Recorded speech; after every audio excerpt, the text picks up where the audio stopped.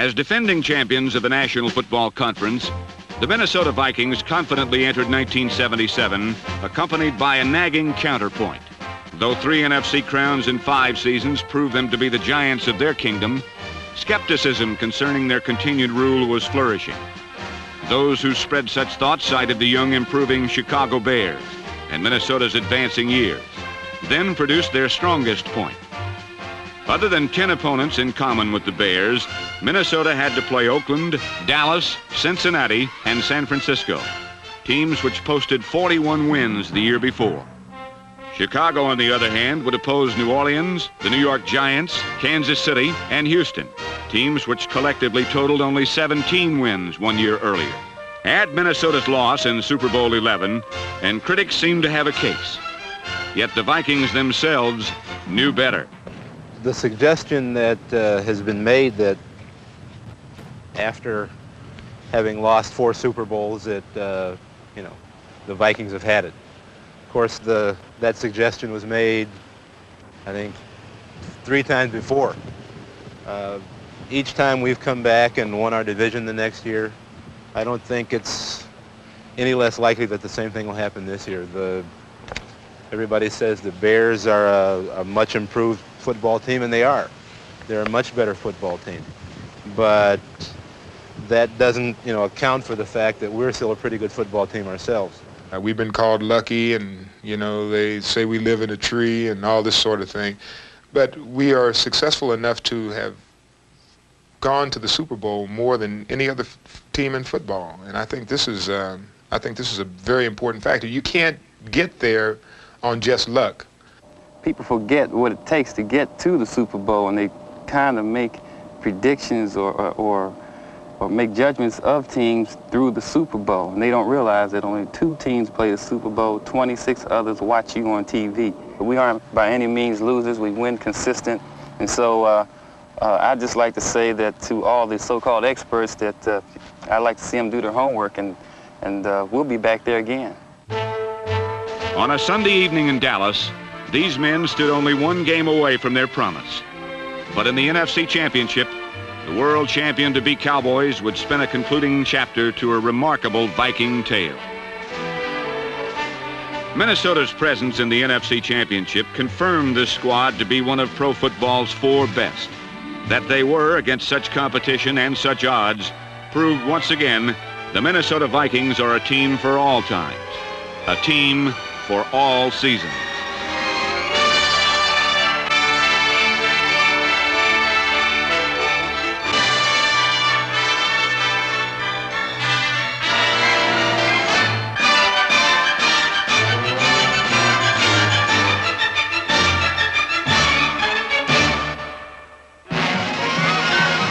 In the land of the midnight sun, the Minnesota Vikings patrol this theater of seasons. Their domain, Metropolitan Stadium, can offer blue skies in September. But by November, opponents know it can quickly turn cold and foreboding. Such conditions, wherever found, favor no one. But Viking philosophy is such they never expect to feel comfortable. Football is not a comfortable game.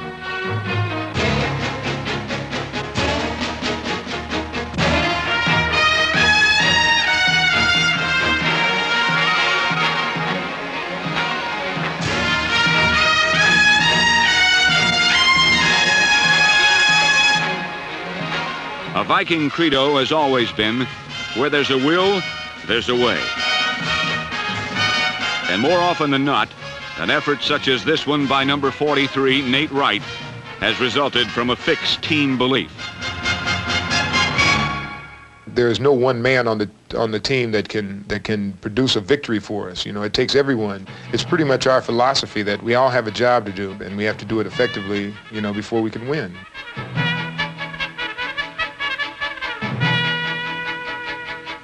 '77 saw many Vikings doing their job.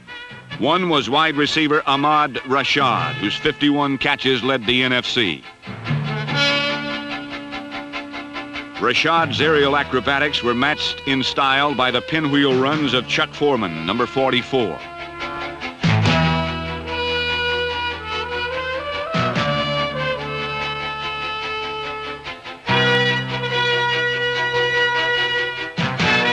Efforts by Foreman produced over 1,100 rushing yards. And with the NFL's most prolific quarterback at the helm, Fran Tarkenton, there was little question that Minnesota's offense could parade with the NFL's best as 1977 began.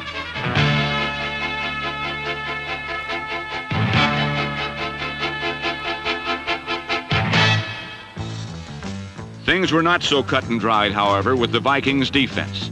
And there was but one reason for uncertainty here, and that was age. Of the 11, those singled out immediately were the front four. Some felt defensive tackle Alan Page was more interested in studying law than creating new ways to dismantle sweeps.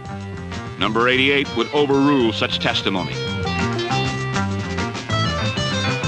Others claimed 40-year-old defensive end Jim Marshall would easily tire from the chase and simply give out.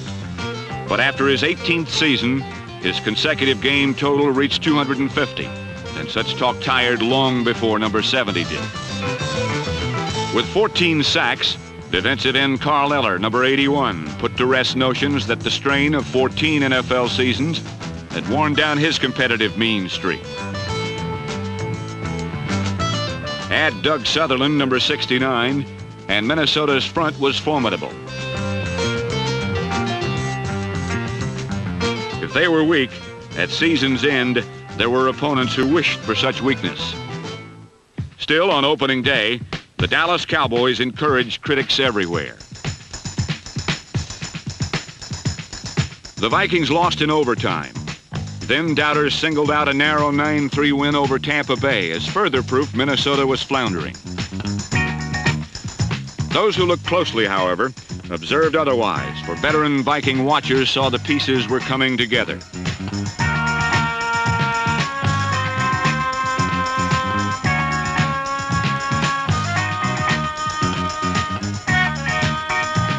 Beating the Buccaneers, the newest member of the NFC Central, especially satisfied head coach Bud Grant, for he has always maintained the success of any season first begins with Viking domination of their own division. Standing head and shoulders above NFC Central opponents has always required finding new and innovative ways to win.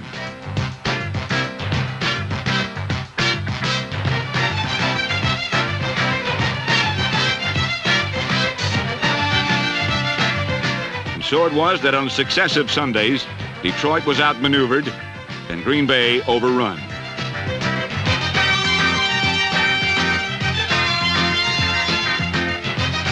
Only one divisional foe remained. However, beating up-and-coming Chicago in Week 5 would require the Vikes to work overtime. Here, number 14, Fred Cox, trotted in to perform his specialty. But instead of Cox, it would be holder Paul Krause who would inject this overtime short story with a dramatically different closing line.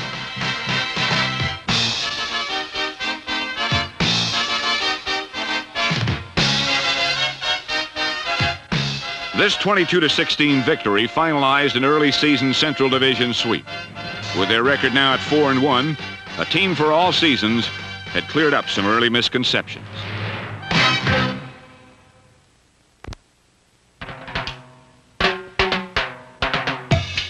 Year in and year out, Minnesota climbs to the top of the NFL with a team experts say is too old. But while it's true the roots of their winning tradition wind back to the 60s, today there are also many young players like Sammy White who fearlessly uphold the Viking standard.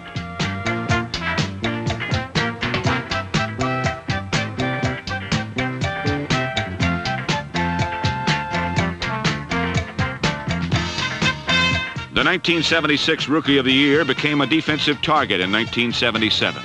Yet Sammy's all-out drive for the ball was never affected as number 85 averaged almost 19 yards per reception and led the NFC with 9 touchdown catches.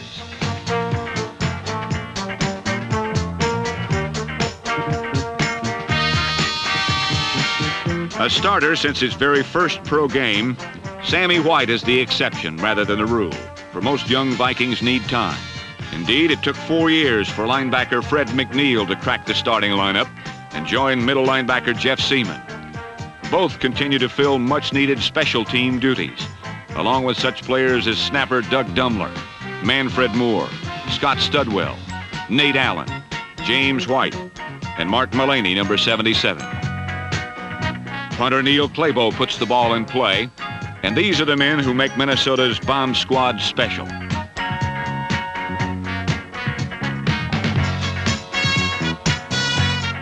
Those who call the Vikings conservative don't recognize the risks and rewards involved.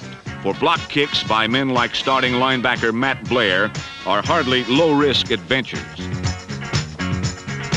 In 1977, Blair denied 7 possible points with 4 block kicks, and once number 59 scored a touchdown. But after winning 4 of their first 5, the initial signs of an oncoming storm were viewed upon the horizon. The season would not be easy from this time on.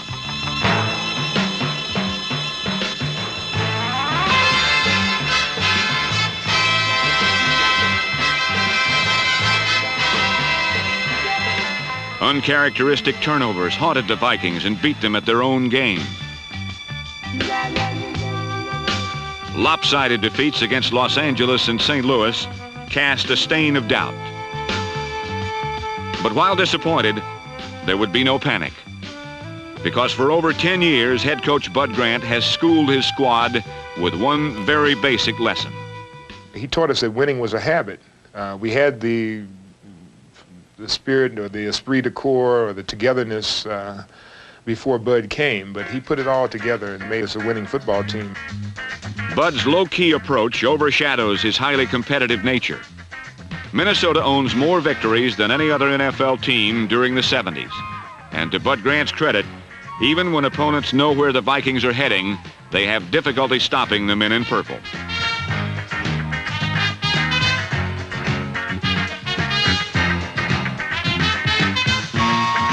In truth, opponents can only guess where Minnesota is going.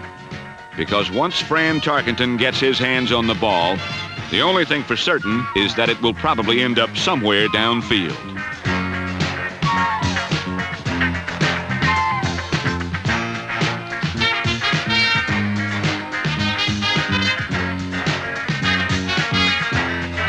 After 17 years, there is nothing he has not done with the forward pass.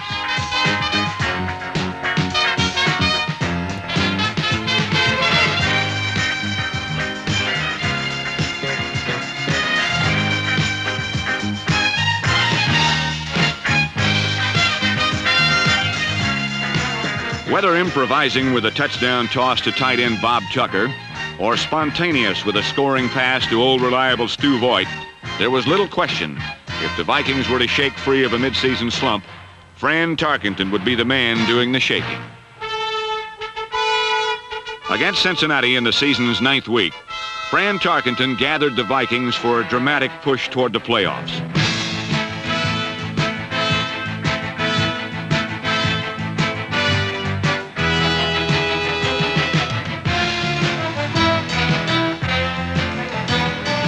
This was vintage Tarkenton, as number 10 ventured every avenue to complete an astounding 17 of 18 passes and seize total control of the game.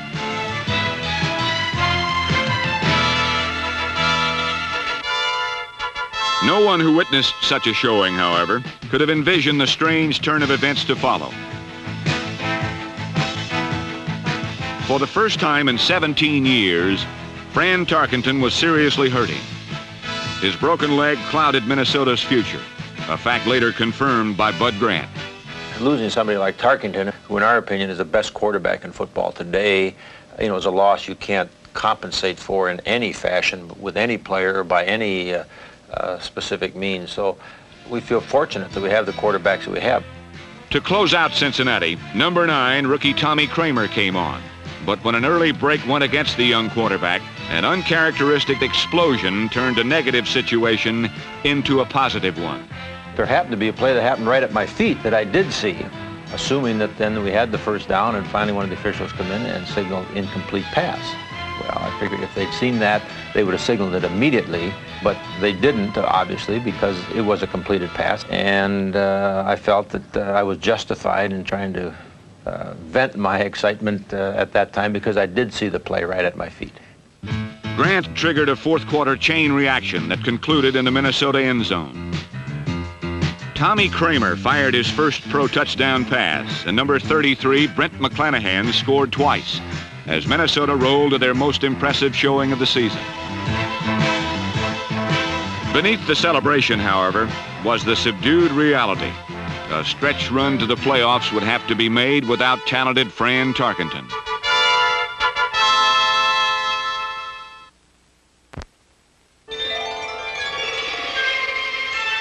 The Vikings entered Chicago's Soldier Field, totally aware that a victory over the division-challenging Bears meant controlling Walter Payton.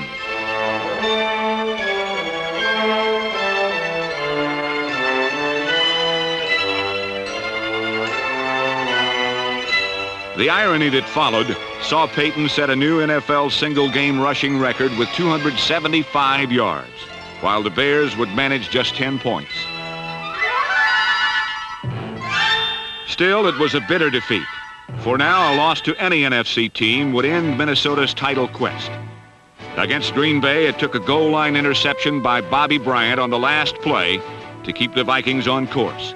But the next Sunday against San Francisco, Minnesota was facing total elimination with but 12 minutes remaining. Veteran quarterback Bob Lee was then replaced by rookie Tommy Kramer, and the rest is history.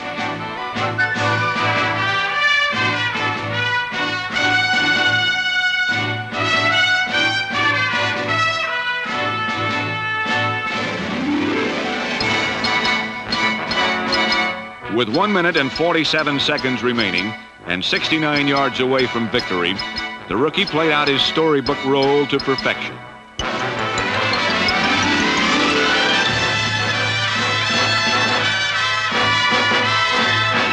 Sammy White carried Minnesota to a 28-27 miracle finish. The Vikings had salvaged their title hopes, and in a complicated scheme of playoff possibilities, it suddenly became as simple as this: beat Detroit in the season's final week, and a fifth consecutive NFC Central title would belong exclusively to the Minnesota Vikings.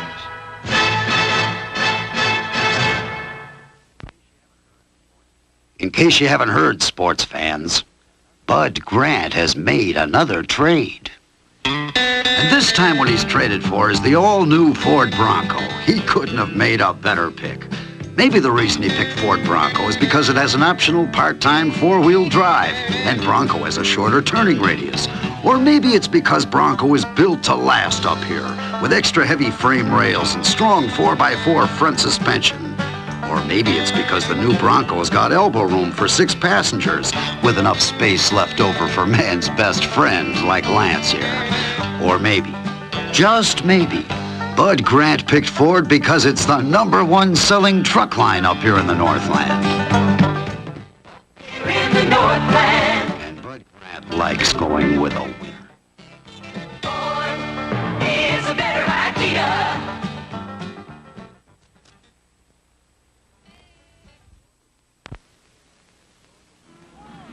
And so it would come down to a one-game season. In the Silverdome, the home of the Detroit Lions, each Viking felt the weight of the role he was to play. But one man felt this burden even more. Veteran quarterback Bob Lee had suffered through a curious season after Tarkenton's injury. A fractured throwing hand and a leg injury limited his effectiveness. Lee's proven skills, however, were remembered by Bud Grant, who said, "Bob has done it for us before, and he'll do it again." Against Detroit, Bud Grant proved prophetic.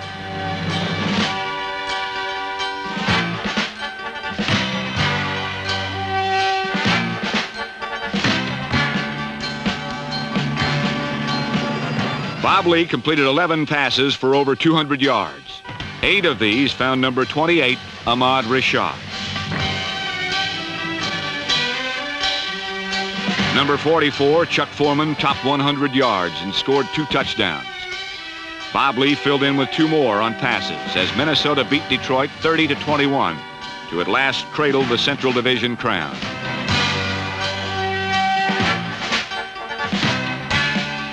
Ahead lay the playoffs and an old nemesis, the Los Angeles Rams. The Vikings headed for sunny California. A funny thing happened on the way to the Los Angeles Coliseum, however. A 2-year drought ended, Given such conditions, only a team for all seasons could win. Go get it on!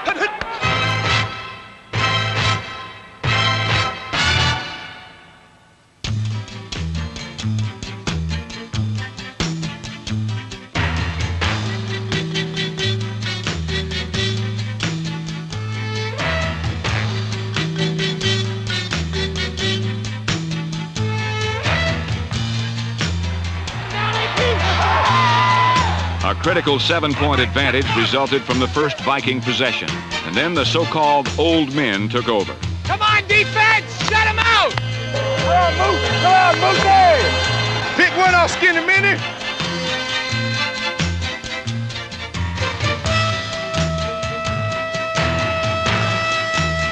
Nate Allen's end zone theft stole confidence from the Rams' passing attack. And then the Vikings went to work on the Rams' main strength.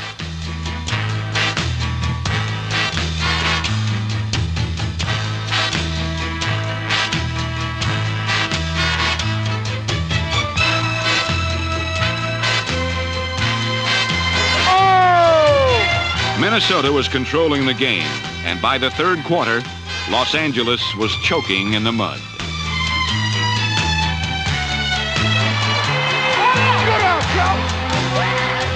This was Viking football, a game where an opponent is driven to careless turnovers, a style every man in purple understands. It's a one-way street, Krause. Center Mick Tingeloff, guards Ed White, Charles Goodrum, and tackles Ron Yeri and Steve Riley cleared this street for Chuck Foreman, Robert Miller, and Sammy Johnson. By the fourth quarter, these men were digging a muddy road to victory.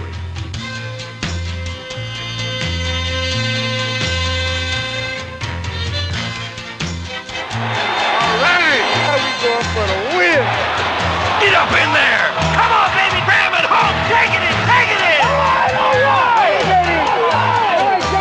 Though 9-point underdogs coming in, Minnesota had never lost to Los Angeles in 3 playoff meetings. But when a 14-point lead dwindled to 7 in the game's final minute of play, the Vikings were suddenly hanging on for their playoff lives. Hey, don't give up no touchdown. Come on, Jim. Come on, Jim. Let him burn that clock up, baby. Don't let him score anything cheap, that's all. From their own 31, only 7 seconds remained. Come on.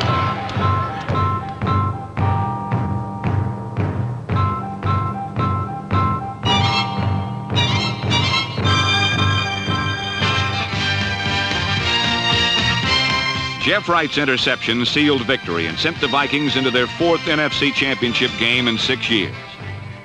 That this team had beaten such a power as Los Angeles could only be explained by something each Viking feels at playoff time. How do you explain it? Yeah, evidently we wanted it more than they did. It's the only thing I know. What I'm saying is all that happened in the past doesn't mean anything. You can't, beating us 35-3 then, that extra 32 points didn't help you today. We've got the players and the talent. When we play together, you can't be beaten.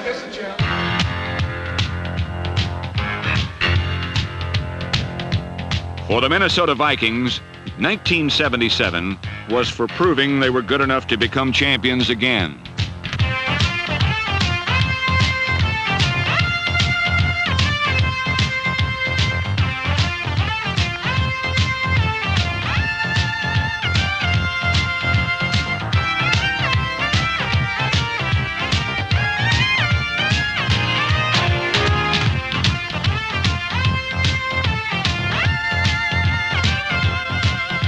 When preseason polls appear for 1978, don't be surprised if the Vikings are not favorites. They'll probably be described as too old, over the hill, while opponents will have the edge because of youth, speed, and scheduling. Judging these assessments from past years, and especially 1977, you can again look for this team come playoff time.